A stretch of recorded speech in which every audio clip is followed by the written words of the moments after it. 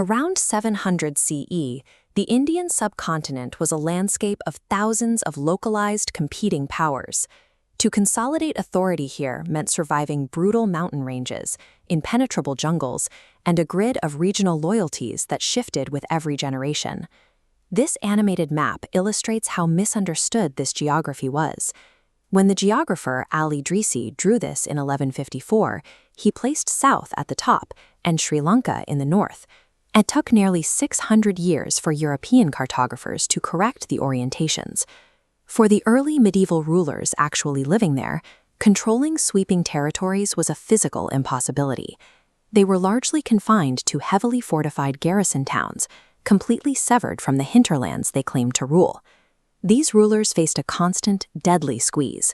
Step outside the fortress walls, and they risked ambush by local chieftains. Stay inside, and they had to brace for the relentless waves of foreign invasions crashing over the borders. Surviving this environment required more than military force. It required the invention of sophisticated state infrastructures that standardized the management of land and resources across thousands of miles. No state survives without a steady supply of food and revenue. Down in the Kaveri Delta, the Chola dynasty focused their engineering efforts on the soil itself. They ordered the clearing of forests and carved out extensive artificial irrigation networks. Water was directed through stone sluice gates to flood intricate systems of paddy fields, forcing an industrial-scale agricultural boom across the delta. With the land now producing 2 crops a year, the state aggressively extracted the surplus. Their ledgers recorded over 400 highly specific tax terms, including veti, a tax paid not in cash, but in forced physical labor. To manage this influx of resources, they relied on hyper-organized local assemblies called sabhas. They even deployed a randomized lottery system, pulling names written on palm leaves from clay pots to assign administrators to specific irrigation or taxation tasks. This revenue system directly funded the Chola's maritime expansion and supported highly specialized artisans who produced masterful works like this bronze sculpture. In the north, the rapidly expanding Delhi Sultanate faced a different operational hazard, preventing their own ambitious generals from staging coups. Their primary security patch was the Bandagan system. The state actively purchased and trained elite military slaves, placing them in top political posts. Because these commanders lacked local family ties, their survival depended entirely on the Sultan's favor. This map illustrates their second layer of security, the Iqta system. Instead of giving generals permanent territory, the Sultanate granted them temporary regional blocks to extract revenue. The state constantly rotated these commanders between regions, preventing any general from amassing a rebel army. This firewall protected the Sultan from his own men, but it created an unstable state requiring constant warfare to keep its generals paid and occupied. That balancing act was pushed to the breaking point by relentless waves of Mongol invasions, which demanded enormous permanent armies to defend the borders. Sultan Alauddin Khalji survived the stress test by updating the system.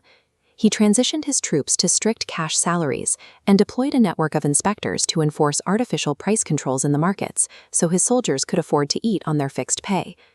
A generation later, Muhammad Tughlaq attempted to fund an offensive war while simultaneously forcing the residents of his capital to relocate hundreds of miles south to Dawlatabad. The resulting logistical breakdown triggered widespread famine and rebellion. This graphic shows Tughlaq's most disastrous innovation. To cover an unprecedented military deficit, he invented a token currency, minting coins from cheap metals while locking actual silver in vaults.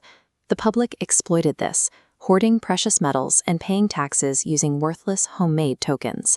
Tughlaq's hyperinflation crisis proved that military numbers are useless if the underlying economic operating system of a state collapses. Even as the Delhi Sultanate fractured, the infrastructures they engineered, the regional taxation networks and the detailed land audits survived in the village records of the hinterlands. Subsequent rulers like Sher Shah Suri scavenged these administrative fragments. He optimized the land measurement systems and revenue maps, creating a template for a centralized modern state. When the Mughal Empire took control, they inherited this perfected machinery. It gave them the stability to manage the entire subcontinent for centuries, using the same revenue and land grant logic developed by their predecessors. The history of medieval India tracks the cumulative evolution of statecraft, where every dynasty refined the administrative tools of the last. This continuity is why the modern Indian Prime Minister still addresses the nation from the ramparts of the Red Fort. The political architecture of the present remains anchored in the engineering of the medieval past.